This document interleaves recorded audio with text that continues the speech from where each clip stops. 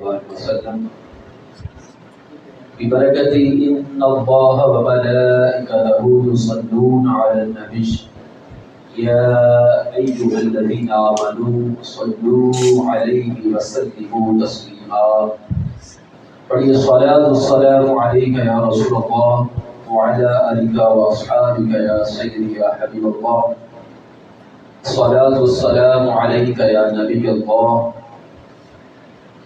وعلى آلك وأصحابك يا سيدي يا نور پیارے آقا صلی اللہ تعالی علیہ وسلم کا ارشاد ہے کہ جو شخص صبح و شام مجھ پر درود شریف بھیجتا ہے میں قیامت کے دن اس کے ساتھ مصافحہ فرماؤں گا۔ بہت بڑی سعادت ہے، بہت بڑی فضیلت ہے۔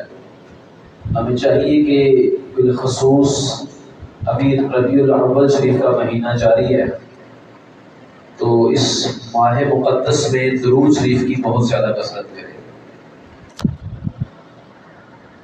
جمعرات اور جمعہ کے بارے میں ایک حدیث پاک کا مفہوم ہے کہ جمعرات اور جمعہ کو مجھ پر درود شریف پڑھا کرو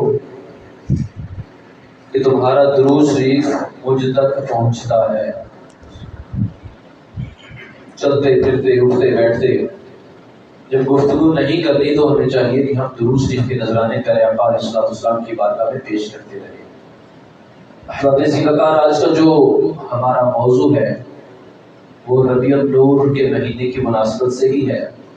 ابھی جب گلی میں آیا تو میں دیکھ رہا تھا ماشاءاللہ سبز جھنڈے جو ہے لہرا رہے تھے، دل کو خوشی ہوئی، جگمگا اٹھا دل، اور یقیناً ہر مومن، ہر عاشق رسول کا دل جو ہے اس ماہ مقدس میں جگمگاتا ہے۔ اللہ تعالی ہمارے دلوں کو بالکل ایسے ہی روشن رکھے۔ احباب ذکرگار، وقت چونکہ ہمارے پاس بالکل لیمیٹڈ ہوتا ہے تو ہم انشاءاللہ میں بلا تمہید اپنی گفتگو کا آغاز کرتا ہوں۔ آج کا ہمارا موضوع ہے محبت میں فرق، یا دوسرے لفظوں میں سچی اور جھوٹی محبت کہہ سکتے ہیں ہم۔ اور تیسرا جملہ اگر ہم اس کے لیے لیں تو یہ ہوگا کہ ہماری محبت کیسی ہے اپنے آقا صلی اللہ علیہ وسلم کے ساتھ، اور ہمارے پیارے آقا صلی اللہ تعالی علیہ وسلم کی محبت ہمارے ساتھ کیسی ہے۔ آج ہم میں سے ہر ایک شخص یہ دعویٰ کرتا ہے کہ میں عاشق رسول ہوں، اور اس دعوے کو اپنے لیے سعادت سمجھتا ہے کہ میں خوش قسمت ہوں کہ میں عاشق رسول ہوں، میں عاشقوں کے گھر میں پیدا ہوا، میرے ابا بھی عاشق رسول، میری اماں بھی عاشق رسول، دادا دادی نانا نانی، ہمارا سارا خاندان محبت والوں میں ہے، ادب والوں میں سے ہے۔ یہ ہماری خوش قسمتی ہے، اور ہم میں سے ہر ایک محبت کا دعویٰ تو کرتا ہے، لیکن ہم چند ایک دلائل سماعت کرنے کے بعد اپنی ہی عدالت لگائیں گے اور اس میں فیصلہ کریں گے کیا میں اپنے دعوے میں سچا ہوں یا جھوٹا ہوں۔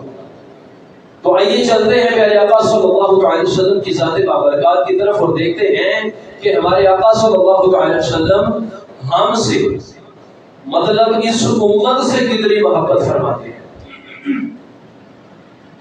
تو پیارے آقا صلی اللہ تعالی علیہ وآلہ وسلم جو ہم سے محبت کرتے ہیں، اس کے متعلق جو پہلی دلیل ہے کچھ یوں ہے کہ جب پیارے آقا صلی اللہ تعالی علیہ وسلم اس دنیا میں جلوہ گر ہوئے تو آپ کی والدہ حضرت سیدہ آمینہ رضی اللہ تعالی عنہا ارشاد فرماتی ہیں کہ میں نے دیکھا کہ میرے پیارے بیٹے کے لب جو ہیں یہ ہل رہے تھے، تو جب میں نے اپنے کان کو قریب کر کے سننا چاہا کہ کیا بولا جا رہا ہے، تو اسی وقت آواز آ رہی تھی، رب اغفر لی امتی، رب اغفر لی امتی، رب اغفر لی امتی، ربی حب لی امتی۔ یہ آوازیں آ رہی تھیں۔ مطلب اس کا ترجمہ کیا ہے؟ اے اللہ میری امت کی بخشش فرما دے، اے اللہ میری امت کی بخشش فرما دے، ربی حب لی امتی، اے اللہ میری امت کا معاملہ میرے سپرد کر دے، ربی حب لی امتی کہتے ہوئے پیدا ہوئے۔ حق نے فرمایا کہ بخشا الصلاۃ والسلام۔ ذرا غور تو کیجئے نا، پیدا ہوتے وقت کون ہے جو ایسے جملے بولتا ہے؟ تو آج اگر کوئی ایسا شخص ہے ناقص العقل جو کہے کہ نبی ہماری طرح ہوتے ہیں، اس کو یہ سوچنا چاہیے کہ جو نبی ہے وہ پیدا ہوتے وقت ایک دن ابھی عمر نہیں ہوئی، دو دن، 3 دن، 4 دن کی عمر نہیں ہوئی۔ ہمارے بچے تو سال کے بعد بولنا شروع کرتے ہیں، کچھ 1.5 سال، کچھ 2 سال کی عمر میں بولنا شروع کرتے ہیں۔ لیکن تمام نبیوں کے سردار میرے اور آپ کے پیارے آقا صلی اللہ تعالی علیہ وسلم پہلے ہی دن گنہگار امت کے لیے رب تعالیٰ سے بخشش کی دعا کر رہے ہیں۔ لہٰذا جب بھی درود سلام پڑھا جائے تو محبت کے ساتھ پڑھا کرے، ربی حب لی امتی کہتے ہوئے پیدا ہوئے، حق نے فرمایا کہ بخشا الصلاۃ والسلام۔ احباب ذی وقار، تمام جہانوں کے سردار صلی اللہ تعالی وسلم سے محبت تو سارے انبیاء بھی کرتے ہیں، لیکن آئیے ذرا دیکھتے ہیں سارے جہانوں کے سردار صلی اللہ تعالی وسلم اپنی امت سے کتنی محبت کرتے ہیں۔ ایک روایت میں کچھ یوں آتا ہے کہ نبی کریم صلی اللہ تعالی علیہ وسلم جب معراج شریف کے لیے تیار ہو جاتے ہیں، واقعہ تو آپ نے سنا ہوا ہے، تیار ہو گئے، براق سامنے حاضر ہے، نبی کریم صلی اللہ تعالی علیہ وسلم براق پر سوار ہونے والے ہیں۔ براق کا جو پیڈل تھا، جو رکاب تھی جس میں پاؤں رکھ کر سوار ہوتے ہیں، اس پر میرے آقا علیہ الصلوۃ والسلام جب اپنا قدم مبارک رکھنے والے تھے تو رک جاتے ہیں۔ جب رک گئے، پاؤں کو پیچھے کر لیا، زمین پہ رکھ دیا، جبریل امین علیہ الصلوۃ والسلام عرض کرنے لگے، یا رسول اللہ صلی اللہ علیہ وسلم کیا معاملہ درپیش آیا، آپ رک کیوں گئے ہیں؟ تو پیارے آقا صلی اللہ تعالی وسلم کا جملہ ہے، اپنے دل میں جگہ دیجئے گا، ہمیشہ کے لیے محفوظ کر لیجئے گا، نبی کریم صلی اللہ تعالی وسلم اپنی امت سے کتنی محبت فرماتے ہیں۔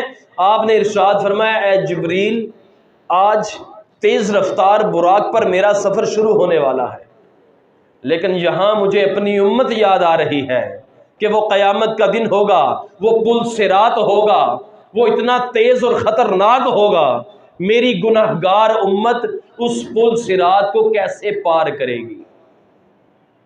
یہ والا معاملہ حضرت سیدنا جبریل علیہ الصلاۃ والسلام رب تعالیٰ کی بارگاہ میں پیش کرتے ہیں۔ رب تعالیٰ عز و جل پیغام بھیجتا ہے، جب پیغام آتا ہے تو حضرت جبریل امین علیہ الصلوۃ والسلام کیا عرض کرتے ہیں، یا رسول اللہ صلی اللہ تعالی علیہ وسلم آپ پریشان نہ ہوں، رب تعالیٰ نے وعدہ فرما لیا ہے کہ جب آپ کی امت، قیامت کا دن بعد میں ہے، جب آپ کی امت قبروں سے نکلے گی، ہر امتی کی قبر کے پاس ایک ایک براق ہوگا۔ ایڈوانس بکنگ ہو چکی ہے جناب ذی وقار۔ کس کے لیے ہوئی ہے؟ ہم گناہگاروں کے لیے ہوئی ہے۔ ہم کہتے ہیں غلامی رسول میں موت بھی قبول ہے، لیکن جب پریکٹس میں آتے ہیں اس وقت ہمیں کیا ہوتا ہے یہ ہم نے سوچنا ہے۔ احباب ذی وقار، پیارے آقا علیہ الصلوۃ والسلام آپ کے جلوے کے لیے صحابہ کرام ترستے تھے، اور وہ آقا علیہ الصلوۃ والسلام ہمارے لیے دعائیں کر رہے ہیں، ہمارے لیے رک گئے، اپنا وہ سفر جس کو سفر معراج کہا جاتا ہے اس پر جانے سے رک جاتے ہیں کہ میری امت قیامت کے دن کہیں پریشان نہ ہو جائے۔ احباب ذی وقار، ایک اور روایت میں کچھ یوں ہے، نبی کریم صلی اللہ تعالی علیہ وسلم کی زیارت کے لیے ایک دن صحابہ کرام علیہم رضوان کا شان نبوت پہ حاضر ہوتے ہیں۔ دروازے پہ دستک دی، اندر سے آواز آئی کہ آقا صلی اللہ تعالی وسلم گھر میں موجود نہیں۔ صحابی رسول یہاں سے مسجد کی طرف چلے جاتے ہیں پیارے آقا علیہ الصلوۃ والسلام کی زیارت کے لیے۔ آقا علیہ الصلوۃ والسلام وہاں پر بھی موجود نہیں۔ ایک صحابی رسول رضی اللہ تعالیٰ عنہ نے دوسرے صحابی سے پوچھا، دوسرے نے تیسرے سے پوچھا، پیارے آقا علیہ الصلوۃ والسلام کہاں ہیں؟ تو کسی کو معلوم نہیں ہے۔ تیسرے صحابی چوتھے سے چوتھے، پانچویں سے پانچویں، چھٹے سے 10ویں سے 11ویں سے پورے علاقے میں ایک ہی بات ہر ایک زبان پر ہے کہ ہماری آنکھوں کی ٹھنڈک، ہمارے دل کا چین نبی دو جہاں صلی اللہ تعالی وسلم کہاں ہیں لیکن زیارت نہیں ہو رہی؟ وہ کنواں جہاں پہ آقا علیہ الصلوۃ والسلام اکثر جا کر بیٹھتے تھے وہاں پر بھی آقا علیہ الصلوۃ والسلام موجود نہیں ہے۔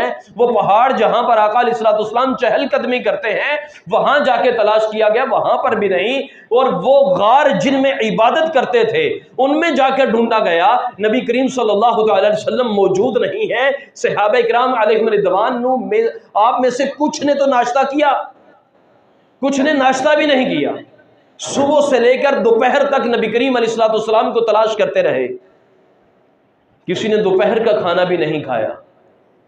احباب ذی وقار پیارے آقا علیہ الصلوۃ والسلام کو دوپہر سے لے کے شام تک تلاش کیا گیا، لیکن آقا علیہ الصلوۃ والسلام کی زیارت نصیب نہیں ہوئی۔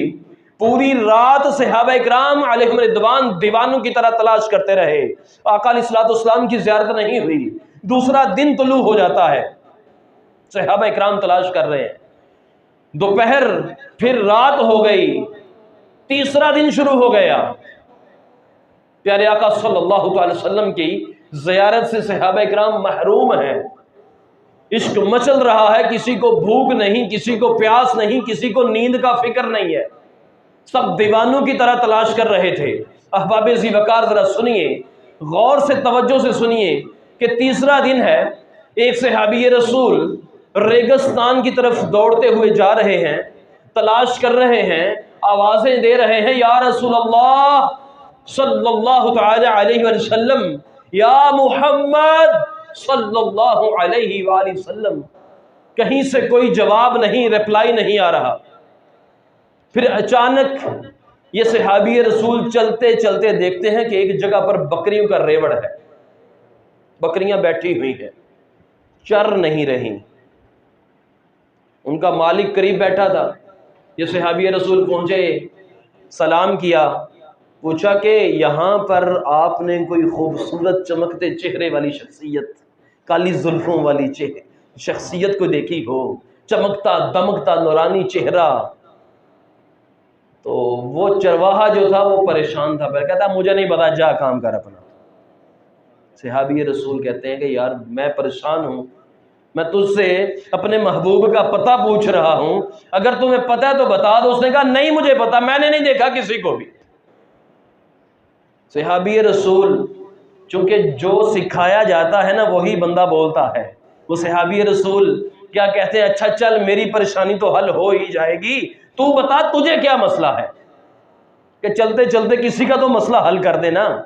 وہ کہتا ہے مجھے مسئلہ یہ ہے کہ 3 دن ہو گئے میری بکریاں کچھ کھا نہیں رہی، کچھ پی نہیں رہی، نہ پانی پیتی ہیں نہ کچھ چارہ کھاتی۔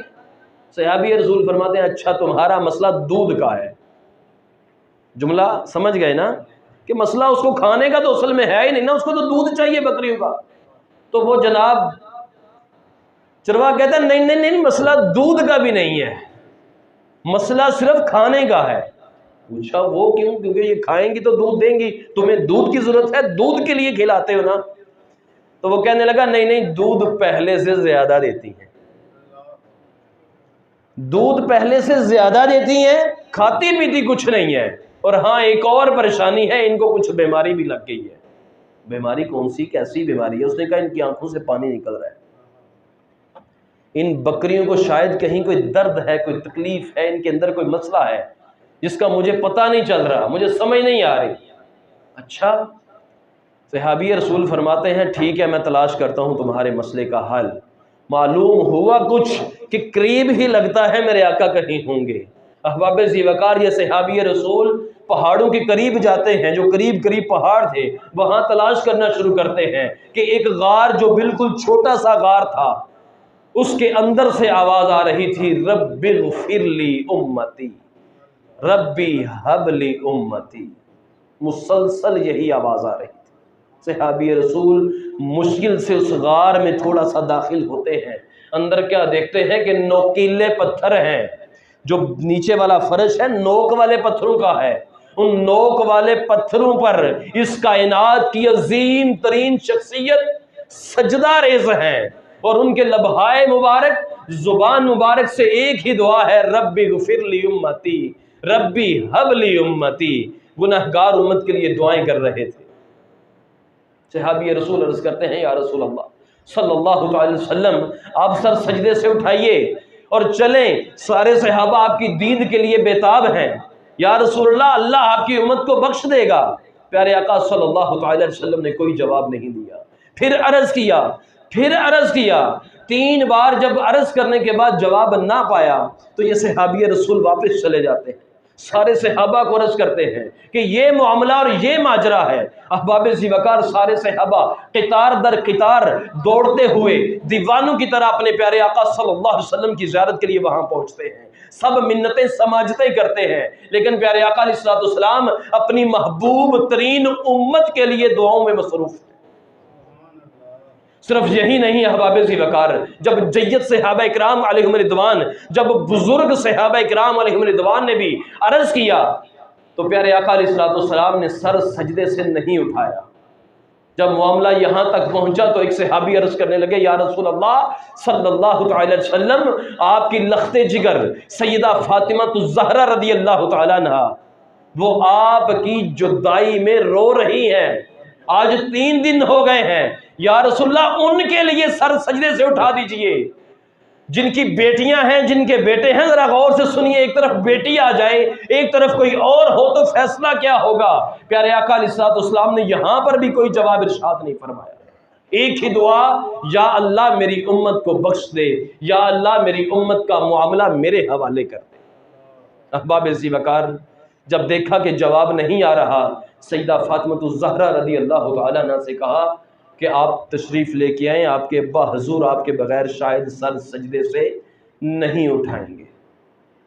احباب ذی وقار حضرت سیدہ فاطمہ الزہرا رضی اللہ تعالیٰ عنہ بڑی چادر اوپر لیتی ہیں، اور روایت میں نے پڑھا کہ جو بڑی چادر پردے کے لیے اوپر لی اس پر 70 پیوند لگے ہوئے تھے۔ پردہ اتنا ضروری ہے، ہمارے ہاں کیا معاملات ہیں ہم سب جانتے ہیں۔ سیدہ فاطمہ الزہرا رضی اللہ تعالیٰ عنہ آپ چلتی ہوئی کچھ خواتین کے جھرمٹ میں مکمل پردے میں وہاں پہنچ جاتی ہیں، سارے صحابہ اکرام علیہم رضوان پیچھے ہو جاتے ہیں۔ سیدہ فاطمہ الزہرا رضی اللہ تعالیٰ عنہ عرض کرتی ہیں، ابا حضور میں آپ کی امت کے لیے رب تعالیٰ سے دعا کروں گی، یقیناً رب تعالیٰ عز و جل معاف فرمائے گا، یا رسول اللہ سر سجدے سے اٹھائیے۔ پیارے آقا علیہ السلام نے سر سجدے سے پھر بھی نہیں اٹھایا۔ ذرا غور کیجئے، غمخاری امت، یادگاری امت کا عالم کیا ہے یہاں پر، اپنی امت سے محبت کتنی ہے۔ پیارے آقا صلی اللہ تعالی علیہ وسلم نے سر سجدے سے نہیں اٹھایا۔ اب حضرت سیدہ فاطمہ الزہرا رضی اللہ تعالیٰ عنہ عرض کرتی ہیں، ابا حضور آج تک میرا ایک بال بھی کسی غیر محرم نے نہیں دیکھا، ابا حضور ابھی میرے سر کی چادر میں اتار کر رب کی بارگاہ میں پھیلا دوں گی کہ اے مولا میرے والد محترم کی جو امت ہے اس کو بخش دے۔ یہاں پر بھی آقا علیہ السلام نے سر سجدے سے نہیں اٹھایا۔ امت سے محبت کا عالم دیکھیے۔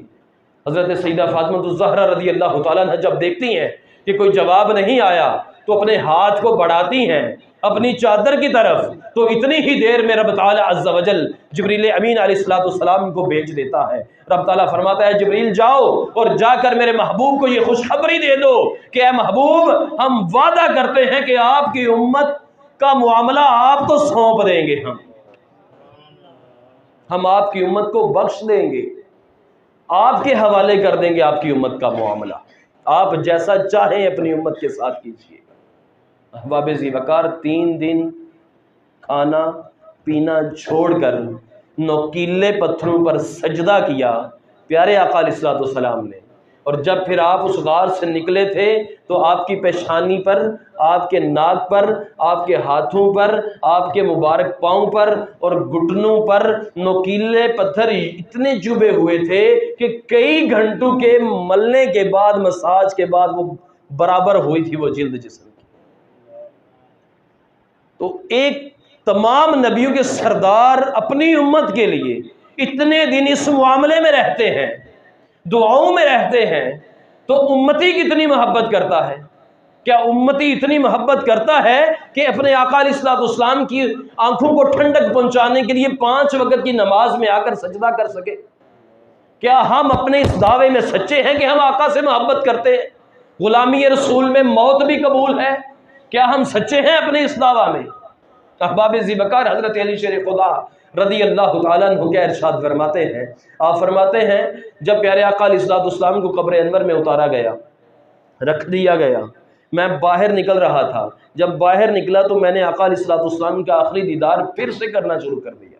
جب غور سے دیکھا تو لبہائے مبارک میں جنبش تھی، میں پھر اتر گیا، میں نے جا کر اپنے کان قریب کیے تو ایک آواز، ایک صدا، ایک ہی دعا تھی، ربی ہب لی امتی، رب اغفر لی امتی۔ پیارے آقا صلی اللہ تعالی علیہ وسلم ظاہری دنیا سے جب پردہ فرماتے ہیں اس وقت بھی ایک ہی دعا ہے، اس امت کی بخشش کی دعا، ہم گناہ گاروں کی بخشش کی دعا۔ تو پتہ چلا کمپیریٹیو سٹڈی کے ذریعے، مد مقابل سٹڈی جب کریں کہ آقا علیہ الصلوۃ والسلام ہم سے محبت کرتے ہیں، یہ میں نے صرف 3-4 دلائل آپ کے سامنے رکھے، ابھی دلائل سینکڑوں ہزاروں ہیں۔ علماء کرام، مفتیان کرام اس موضوع پر بہت طویل کلام کر چکے کہ نبی کریم علیہ الصلوۃ والسلام اپنی امت سے کتنی محبت کرتے ہیں، لیکن جب ہم اپنے آپ کو دیکھتے ہیں تو آج کے دور میں اپنے آپ کو عاشق رسول کہنے والا کوئی ایک بندہ یہ بھی کہے گا میلاد کہاں لکھا ہے؟ وہ آقا علیہ الصلوۃ والسلام جو اپنی امت کی خوشی میں خوش ہوتے ہیں، جب امت گناہ کرتی ہے تو وہ پریشان ہو جاتے ہیں اور فرماتے ہیں روزانہ مجھ پر تمہارے اعمال پیش کیے جاتے ہیں، اچھے اعمال پہ میں خوش ہو جاتا ہوں، جو برے اعمال کرتے ہو میں تمہارے لیے مغفرت کی دعا کرتا ہوں۔ تو ان پیارے آقا صلی اللہ تعالی وسلم کی آنکھوں کو ہم ٹھنڈک نہیں پہنچا سکتے۔ اور آج بھی اگر ہم پیارے آقا، جب پیارے آقا علیہ الصلوۃ والسلام کا جو مولد شریف ہے جہاں پر آپ پیدا ہوئے تھے، مولد شریف پیدا ہوئے سعودی عربیہ میں، مکہ شہر میں جہاں پیدا ہوئے، وہاں پر کچھ تعمیرات کے سلسلے میں اس کو ختم کرنے کا ارادہ کیا گیا، تو گورنمنٹ جو تھی سعودیہ کی، انہوں نے پوری دنیا سے جید علماء کو بلایا، ہر مکتبہ فکر کے علماء تھے، تو سب نے اپنی اپنی آراء دی، اپنے اپنے فتاوی جاری کر دی اس کے متعلق، لیکن ایک ایسی شخصیت جو سنی حنفی بریلوی نہیں تھی، کسی اور مسلک سے تعلق رکھتی تھی، جب وہ مفتی صاحب ان سے یہ پوچھا گیا نا تو انہوں نے کہا کہ مجھے پہلے دکھائیں مولد پاک کی جگہ کون سی ہے جہاں آقا علیہ الصلوۃ والسلام پیدا ہوئے۔ تو وہ کسی اور مسلک کے جن کے بچے جو ہیں، جن کے نیچے شاگرد کہتے ہیں میلاد نہیں لکھا، وہ خود مولانا صاحب کیا کہتے ہیں مجھے مولد دکھائیں، دکھائی گئی یہ جگہ ہے، یہ مقام ہے، تو انہوں نے پہلے تو اس کو چوما، پاؤں والی سائڈ سے چومنا شروع کیا، اوپر تک چومتے گئے، سارا پوچھ کے یہ چوم کے نا جب چوم لیا پھر اس جگہ پر کھڑے ہو گئے اور 2 رکعت نماز نفل پڑھے۔ 2 رکعت نماز نفل پڑھنے کے بعد جنہوں نے پوچھا، وہ کہنے لگے، انہوں نے جو فتویٰ پوچھ رہے تھے، تو کہتے ہیں ہم اسی بدعت کو تو ختم کرنا چاہتے ہیں، اور آپ ہمارے قریب ہو کر ہی، ہمارے ہم ذہن ہو کر یہ کام کر رہے ہیں۔ تو انہوں نے کیا جواب دیا؟ انہوں نے کہا آپ نے کیا نہیں پڑھا کہ جب معراج کے لیے پیارے آقا علیہ الصلوۃ والسلام تشریف لے کے جا رہے تھے، جبریل امین علیہ السلام نے عرض کیا یا رسول اللہ یہاں پر 2 نفل پڑھیے، آقا علیہ الصلوۃ والسلام نے وہاں 2 نفل پڑھے، پڑھنے کے بعد پوچھا ہے جبریل یہ کون سی جگہ ہے؟ تو جواب دیا گیا یہ حضرت عیسیٰ علیہ السلام کے پیدا ہونے کی جگہ ہے۔ تو وہ مولانا صاحب کہتے ہیں کہ جب حضرت عیسیٰ علیہ السلام کے پیدا ہونے کی جگہ پر تمام نبیوں کے سردار نفل پڑھتے ہیں، اس جگہ کو برکت والی جگہ سمجھتے ہیں، تو ان کے جو امام ہیں، امام الانبیاء حضرت محمد مصطفیٰ صلی اللہ تعالی علیہ وسلم، کیا ان کے مولد پاک کی جگہ سب سے زیادہ برکت والی نہیں ہوگی؟ لہٰذا میرا فتویٰ یہ ہے کہ اس کو یہاں سے منہدم نہ کیا جائے، اس جگہ کو ختم نہ کیا جائے، یہاں پر کوئی اور تعمیر نہ کی جائے۔ تو وہاں پر آج بھی لائبریری موجود ہے، رب تعالیٰ عز و جل آپ کو اور مجھے اس جگہ پر جانے کی توفیق عطا فرمائے۔ تو یاد رکھیے حضرت سیدنا صدیق اکبر رضی اللہ تعالیٰ عنہ کا ارشاد ہے کہ جس نے 1 درہم میلاد النبی کی محفل کرنے پر یا سجاوٹ کرنے پر خرچ کیا، کانا معی فی الجنہ، وہ میرے ساتھ جنت میں ہوگا۔ کون ہے؟ خلیفہ اول سیدنا صدیق اکبر رضی اللہ تعالیٰ عنہ۔ فتویٰ پوچھنا ہے ایرے غیرے سے نہ پوچھیں، یا کسی گلی والے سے نہ پوچھیں، جن کے آدھے کہتے ہیں میلاد مناؤ، آدھے کہتے ہیں نہ مناؤ۔ تو مطلب اگر اس گھر سے بھی پوچھا جائے تو پتہ چلے گا 50-50 پروگرام ہے۔ مطلب آدھے کہتے ہیں مناؤ، آدھے کہتے ہیں نہ مناؤ، تو لہٰذا آپ چپ کر کے اپنے عشق میں مست ہو کر میلاد منائیں، نعت شریف پڑھتے رہیں، نعت شریف سنتے رہیں، روزانہ اپنے گھر میں جب کھانے کا ٹائم ہو ایک بچہ تلاوت کرے، ایک نعت شریف پڑھے، تھوڑا سا بیان کر دیں کوئی بھی چیز، گھر میں بڑے ہیں سارے، رسالے آپ کو مل جائیں گے، موبائل میں بھی مل جاتے ہیں، ویسے بھی مل جاتے ہیں، تو بیان کریں میلاد شریف، روزانہ بیان کریں، منائیں میلاد شریف، ڈیلی بیس پہ منائیں، ایک جھنڈا لگا لیں اگر زیادہ نہیں لگا سکتے، 12 لگائیں، زیادہ جوش کے ساتھ میلاد شریف منائیں۔ حضرت سیدنا عمر فاروق رضی اللہ تعالیٰ عنہ سے پوچھا گیا جی حضور میلاد منائیے کہ نہ منائیے؟ فرمایا جو پیارے آقا علیہ الصلوۃ والسلام کی ولادت کی خوشی میں محفل سجائے گا، میلاد منائے گا، فقد احیا الاسلام، گویا اس نے اسلام کو زندہ کر دیا۔ چھوٹی سی بات نہیں ہے، چھوٹی سی بات نہیں ہے۔ ایسے ہی حضرت علی شیر خدا رضی اللہ تعالیٰ عنہ، آپ کا قول بھی منقول ہے، مشہور ہے، حضرت علی شیر خدا رضی اللہ تعالیٰ عنہ ارشاد فرماتے ہیں کہ جس نے میلاد منایا بروز قیامت میں اس کے ساتھ ہوں گا، اس کی سفارش کروں گا۔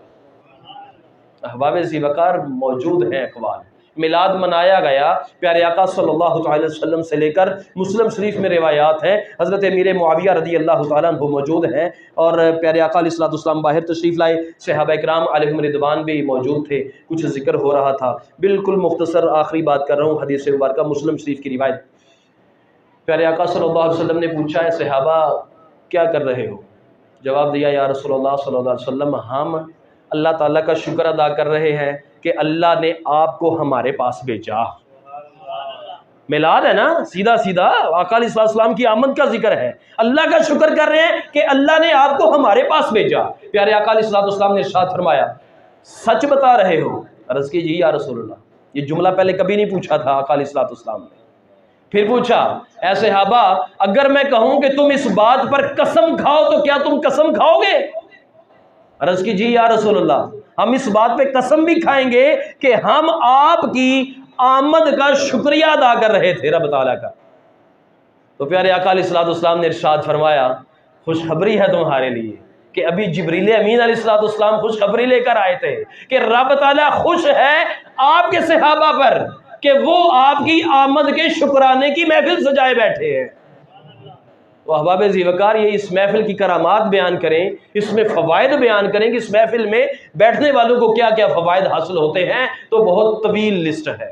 تو آپ کے گھر میں اگر 100 روپیہ ہے اسی کی شیرینی بانٹ دیں، 50 ہیں تو اس کی بانٹ دیں، جتنی رب نے توفیق دی عشق اور محبت کے ساتھ پیارے آقا علیہ السلام کا میلاد منائیں، ادب و احترام کے ساتھ منائیں۔ اسراف، فضول خرچی، کسی کو تنگ کرنا، زیادہ اونچی آواز سے نعتیں لگا دینا، گلیوں میں قوالی اور کچھ لوگ گانے بھی لگاتے ہیں، ڈھول باجے سے سختی سے منع کیا گیا۔ ایسی نعت جس کے پیچھے ڈھول بج رہے ہیں نا وہ نعت بھی بند کر دیں۔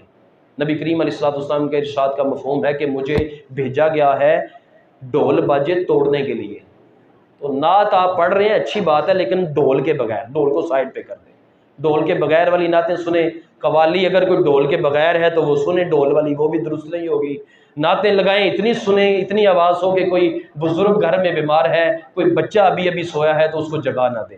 جھنڈیاں لگائیں، راستے بند نہ کریں، جتنا ممکن ہے آقا علیہ السلام کو راضی کرنے کے لیے 5 وقتہ نماز پہلے نمبر پہ، اس کے بعد باقی آپ سجاوٹ اچھی طریقے سے کریں۔ رب تعالیٰ عز و جل ہمیں گج وج کے میلاد منانے کی توفیق عطا فرمائے، آمین بجاہ النبی الامین۔ سنتیں پڑھ لیجیے۔